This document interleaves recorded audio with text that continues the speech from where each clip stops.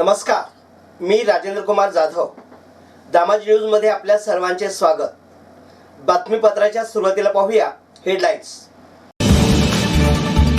Police हवालदार anti करप्शनच्या जाळ्यात. शासकीय गोदामातून ट्रॅक्टरसह ट्रॉलीची चोरी. महसूल विभागाच्या ताब्यातील वाहने चोरीला गेल्याचा अजब प्रकार. इंजिनियर असलेल्या विवाहितेचा छळ. पतीसह चौघांवर गुन्हा दाखल. महादेव वाघमारे मृत्यू प्रकरणावर पंढरीत मातंग समाज एकवटला. पंढरपूर तालुक्यातील गावभेट दौरे सुरू. मुंबईच्या आंदोलनासाठी मंगळवेढ्यातून मराठा बांधव रवाना. आणि मंगळवेढा शहरात निघणार भव्य शोभायात्रा. प्रभू श्रीरामाची मूर्ती शहरात दाखल. आता पाहूया सविस्तर बातमीपत्र.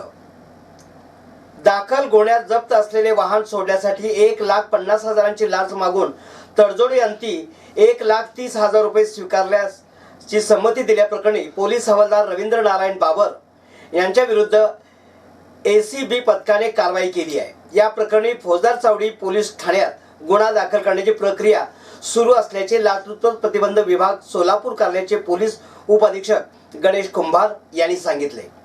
सोलापूर ग्रामीण पोलीस अंतर्गत वैराग पोलीस ठाण्यात नेमणुकीत असलेले पोलीस हवालदार रवींद्र नारायण बाबर राहणार शिवाजीनगर बाळे सोलापूर यांनी वैराग पोलीस ठाण्यामध्ये दाखल दारूबंदीच्या गुन्ह्यात कार जप्त केली होती. ते वाहन सोडण्यासाठी पोलीस हवालदार बाबर यांनी 1.5 लाख रुपयांची लाच मागितली होती. 1,30,000 रुपये स्वीकारण्यास सहमती दिली. या प्रकरणी सोलापूर लाचलुचपत प्रतिबंध कार्यालयाकडे आलेल्या तक्रारीची पडताळणी पोलीस उपअधीक्षक गणेश कुंभार यांनी केल्यावर ही कारवाई करण्यात आली.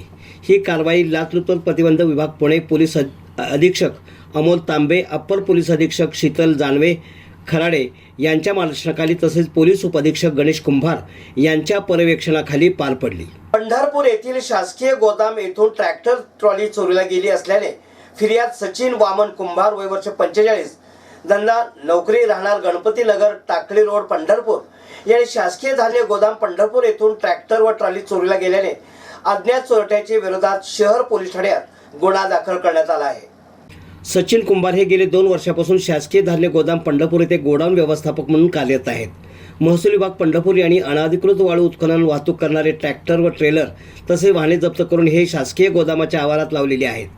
14 जानेवारी सायंकाळी 6 वाजण्याच्या सुमारास ऑफिस बंद करून घरी जात असताना धान्य गोदाम समोर जप्त करून लावलेली वाहने पाहिली असता ती सदर ठिकाणी होती. परंतु दिनांक 15 जानेवारी 2024 रोजी सकाळी 9:15 वाजण्याच्या सुमारास ते शासकीय धान्य गोदाम येथे आले असता धान्य गोदामात लावण्यात आलेल्या बिगर नंबरच्या महिंद्रा कंपनीचा 605 DY मॉडेलचा ट्रॅक्टर व ट्रॉली मिळून आली नाही. कोणीतरी सदर ट्रॅक्टर व ट्रॉली चोरून नेली आहे. त्यानंतर त्यांनी सदर प्रकार तहसीलदार सुशील बेल्हेकर यांना फोन करून सांगून ट्रॅक्टर व ट्रॉली चोरून नेल्याबाबत लेखी पत्र दिले. या प्रकरणी कुंभार यांनी अज्ञात चोरट्याविरुद्ध पंढरपूर शहर पोलीस ठाण्यात गुन्हा दाखल करण्यात आला आहे. तू BE इंजिनियर आहेस, तुला सांभाळणं होत नाही, तुझं तू स्वतःच कमव असे बोलून विवाहितेला मानसिक व शारीरिक त्रास देत छळ केल्याप्रकरणी पतीसह 4 जणांविरुद्ध फौजदार चावडी पोलीस ठाण्यात गुन्हा दाखल झाला आहे. ही घटना दिनांक 26 मार्च 2019 रोजी लग्नानंतर सुमारे 10 दिवसांनी ते 6 ऑक्टोबर 2023 रोजीपर्यंत फिर्यादी यांच्या सासरी घडली. या प्रकरणी अंबिका किरण दगडे वय वर्ष 32 राहणार दक्षिण कसबा यांनी फौजदार चावडी पोलीस ठाण्यात फिर्याद दाखल केली आहे. त्यांच्या फिर्यादीवरून पती किरण राजेंद्र दगडे, सासरे राजेंद्र रामदास दगडे, सासू नंदा राजेंद्र दगडे व नणंद शीतल दीपक शिंदे सर्वजण राहणार मातोश्री निवास, गांधी चौक, जोग महाराज नगर, इगतपुरी, नाशिक यांच्याविरुद्ध गुन्हा दाखल झाला आहे.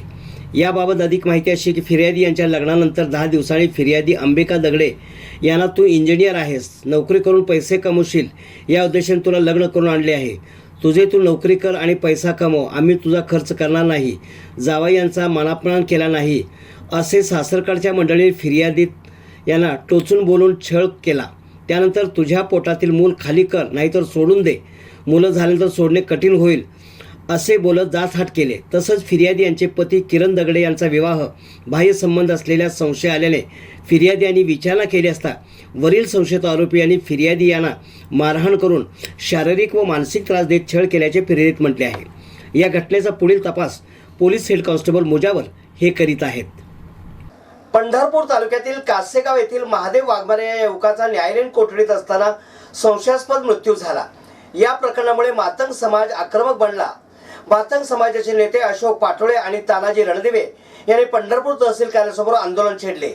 आता त्यांच्याच नेतृत्वाखाली मातंग समाजाने गाव भेट दौरे सुरू केले असून महादेव वाघमारे मृत्यू प्रकरणासारखे प्रकरण पुन्हा घडू नये त्यासाठी विचार विनिमयाची बैठक सत्र सुरू आहे। मातंग समाजात स्वातंत्र्यपूर्व काळापासून सामाजिक मागासलेपण आहे। या समाजावर स्वातंत्र्यानंतरही अंधश्रद्धेचा पगडा आहे। स्वातंत्र्यानंतर या समाजाची उत्तरोत्तर प्रगती झाली। आता आधुनिक काळातही महादेव वाघमारे याचा न्यायालयीन कोठडीत असताना मृत्यू झाला। पोलीस अधिकाऱ्यांकडून त्यास मारहाण झाली असल्याचा संशय समाजाला होता। या प्रकरणामुळे मातंग समाज चिडून गेला। मातंग समाजाचे नेते अशोक पाटोळे तसेच समाजसेवक तानाजी रणदिवे यांनी ही गोष्ट गांभीर्याने घेतली आहे। असे प्रकार पुन्हा घडू नयेत यासाठी गावोगाव जाऊन मातंग समाजातील लोकांना एकीचे आवाहन केले जात आहे। बुधवारी सुस्ते येथे तानाजी रणदिवे यांच्या घरी मातंग समाजाची बैठक पार पडली।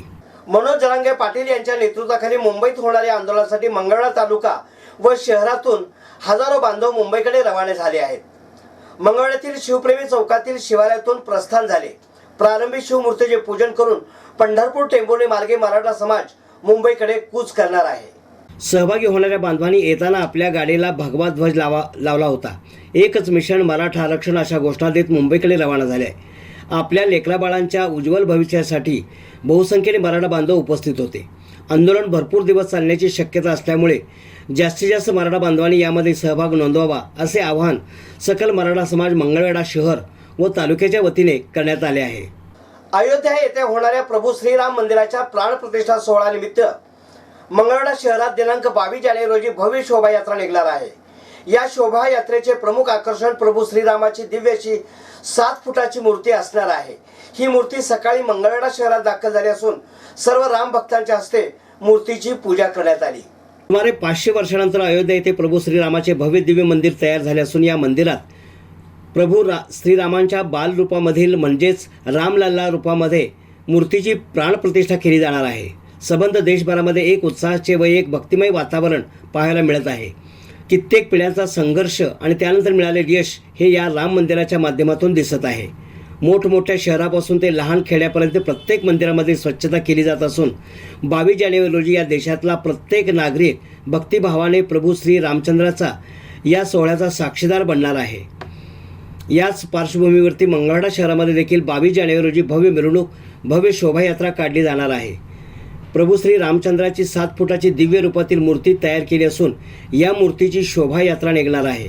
मंगळवेढा शहरात सकाळी या मूर्तीचे आगमन झाले असून मूर्तीची पूजाही करण्यात आली आहे। हे होतं आजचं बातमीपत्र। पुन्हा भेटूयात एका नवीन बातमीपत्रासोबत। नमस्कार।